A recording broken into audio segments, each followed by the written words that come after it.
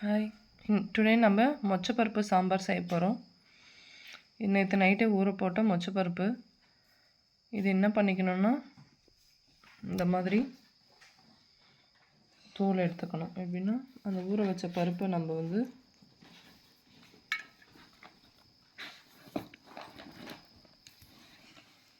இப்படி பண்ணால் இப்படி வந்துடும். இந்த தோலை எடுத்துட்டு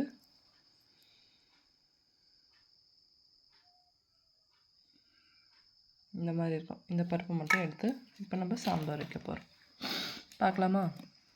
கடாய் வச்சு எண்ணெய் ஆட் பண்ணி ஒரு பட்டை, 2 லவங்கம், இந்த மாதிரி பொரியிற நேரத்தில் இப்போ நம்ம வெங்காயம் ஆட் பண்ணிக்கலாம். இந்த மாதிரி ஒரு 10 சின்ன வெங்காயம் போட்டிருக்கேன். இது வந்து டிஃபன் சாம்பாருங்க. இட்லி, தோசை, சப்பாத்தி இதுக்கெலாம் செம்மையாக இருக்கும். இது வந்து ஒரு எம்டி கறி குழம்பு மாதிரி வெஜ்ஜில். இதில் ஃபஸ்ட்டு வந்து பார்த்திங்கன்னா நம்ம இஞ்சி பூண்டு தான் ஆட் பண்ணியிருக்கோம். நான் வந்து இஞ்சி பூண்டு பேஸ்ட்டாக வந்து அரைச்சி வச்சுருக்கேன். ரீசன் என்னென்னா, அதை வந்து அறியாமல் நின்றுச்சுன்னா சாப்பிட மாட்டாங்க. அதனால் நான் வந்து ஒரு 4 தக்காளி ஆட் பண்ணியிருக்கேன். ஏன்னா நம்ம இதுக்கு வந்து புளியெல்லாம் ஆட் பண்ணுறதில்ல, இந்த தக்காளி டேஸ்ட்டு தான். அதனால 4 தக்காளி ஆட் பண்ணியிருக்கேன். என்னென்னா வதங்கிட்டு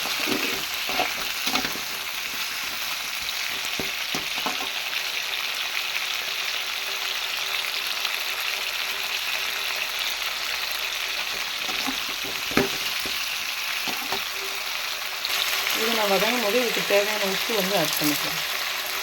அப்போ தான் தக்காளி சீக்கிரமாக வதங்கும். இப்போ வந்து பார்த்திங்கன்னா தக்காளி வந்து நல்லா வதங்கியாச்சு.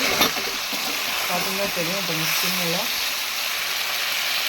இந்த மாதிரி ஆகிடுச்சு. இப்போ வந்து நான் 1 டேபிள் ஸ்பூன் வந்து இஞ்சி பூண்டு ஆட் பண்ணிட்டேன். நெக்ஸ்ட் வந்து பார்த்திங்கன்னா 1 டேபிள் ஸ்பூன் மல்லித்தூள் ஆட் பண்ணிட்டேன். தேவையான அளவு மிளகாத்தூள் ஆட் பண்ணிட்டேன். ஓகேங்களா? இப்போ வந்து இதை ஆற வச்சு நம்ம மிக்சியில் அரைச்சி எடுத்துக்கலாம். அதுக்கப்புறம் சாம்பார் தாளிச்சிக்கலாம். இந்த அளவுக்கு பேஸ்ட்டாக அரைச்சாச்சு. இப்போ நம்ம சாம்பார் தாளிச்சிக்கலாம். ஓகேங்களா? குக்கர் வச்சாச்சு.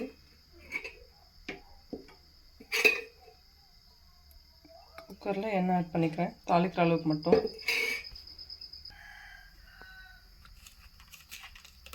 எண்ணெய் காஞ்சிச்சு. கடுகு, உளுத்தம்பருப்பு ஆட் பண்ணிக்கலாம்.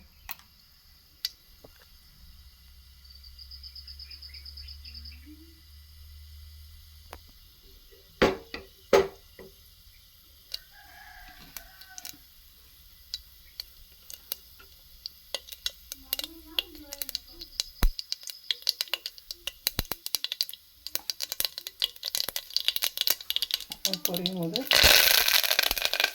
கருவேப்பிலை ஆட் பண்ணிக்கலாம்.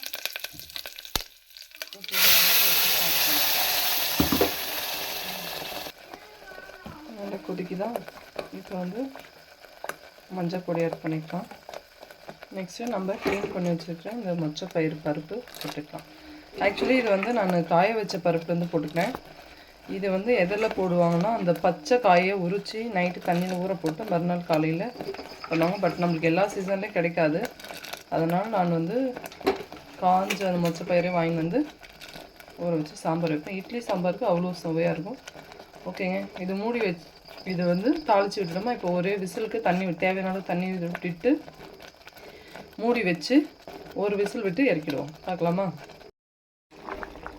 சாம்பார் வந்து பருப்பு பார்த்திங்கன்னா நல்லா அழகாக வெந்தாச்சு. இதுக்கு வந்து இப்போ நம்ம தோசை ஊற்றணும். இந்த வீடியோ பிடிச்சிருந்தா மறக்காமல் லைக் பண்ணுங்கள், ஷேர் பண்ணுங்கள், சப்ஸ்கிரைப் பண்ணுங்கள். விருப்பப்பட்டவங்க தேங்காய் ஆட் பண்ணிக்கலாம். நாங்கள் தேங்காய் ஆட் பண்ணல, நான் அப்படியே தான் வச்சுருக்கேன். ஓகேங்களா? இந்த வீடியோ பிடிச்சிருந்தா மறக்காமல் லைக் பண்ணுங்கள், ஷேர் பண்ணுங்கள், சப்ஸ்கிரைப் பண்ணுங்கள். தேங்க்யூ.